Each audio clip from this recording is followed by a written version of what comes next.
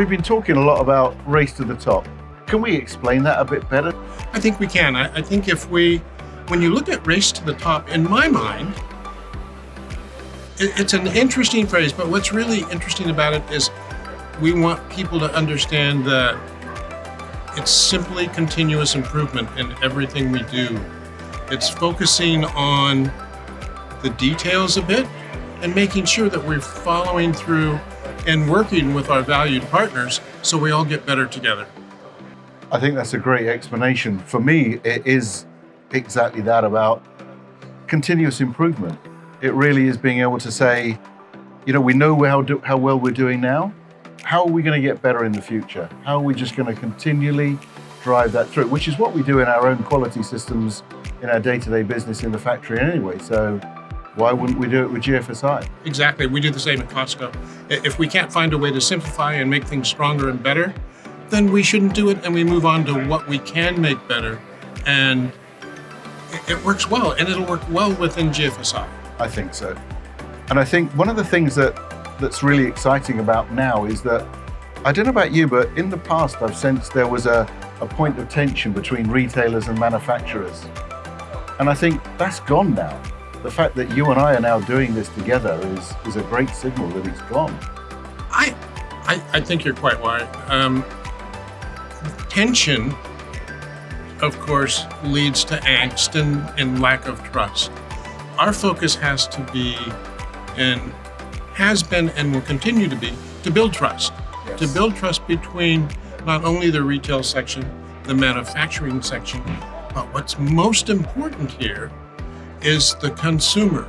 And look, the real deal is we want to help make food safe for everyone everywhere.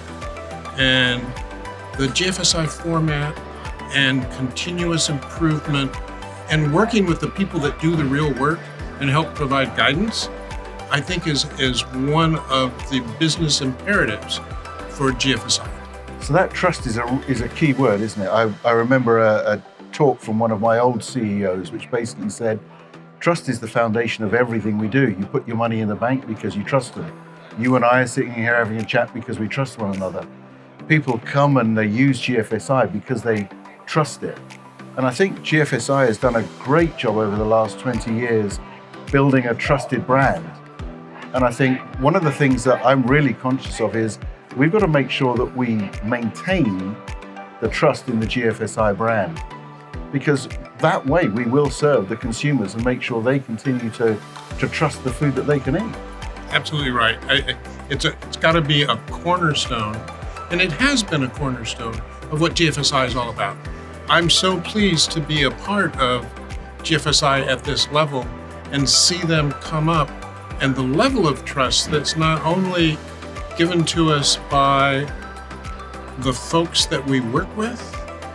GFSI is becoming a global resource for food safety questions, and food safety standardization, which is very, very important. When you think about our public-private partnerships and governments accepting GFSI certificates as we move forward, and we know that's going to grow and grow and grow. So, very good example of where trust can take you. And that's great, because I feel like the circle of trust is expanding. We've now brought the other people, like the certification bodies and the accreditation bodies, bringing them into the circle of trust, having the discussions with the regulators, bringing that into that circle. And I remember Mike talking about how we can't do this on our own, we've got to do this together. The bigger we make that circle of trust and the more people we bring in, the more chance we've got of success. Oh, no question.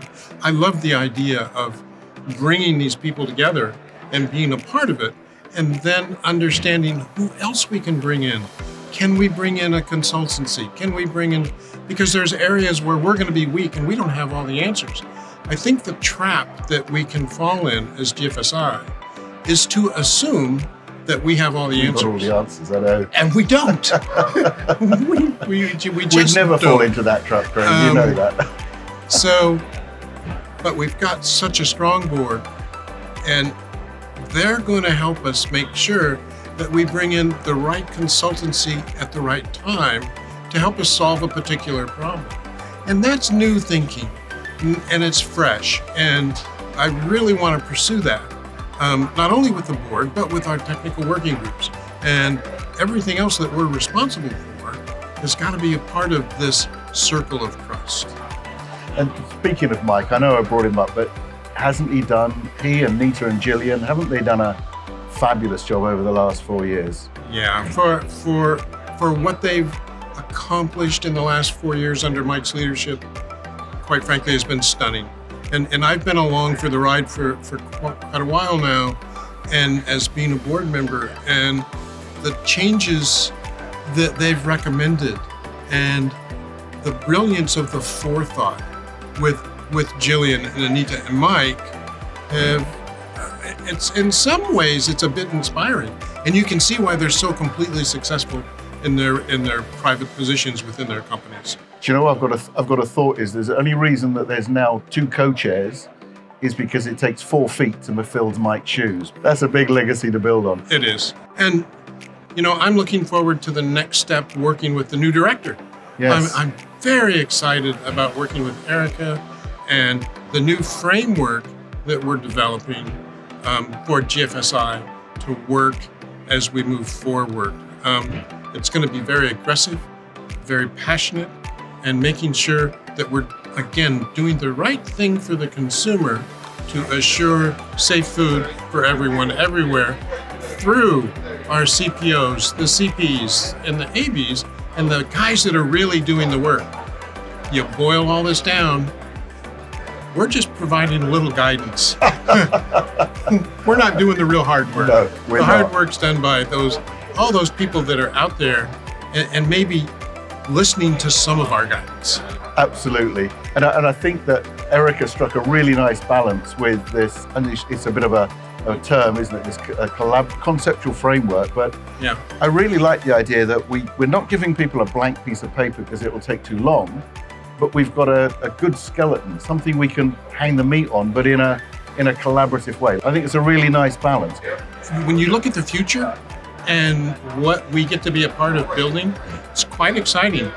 We need good counsel, we need good advisors, and I think GFSI has that. Yes. And yeah, we're going to be open to new collaborators, and we don't want to play that down.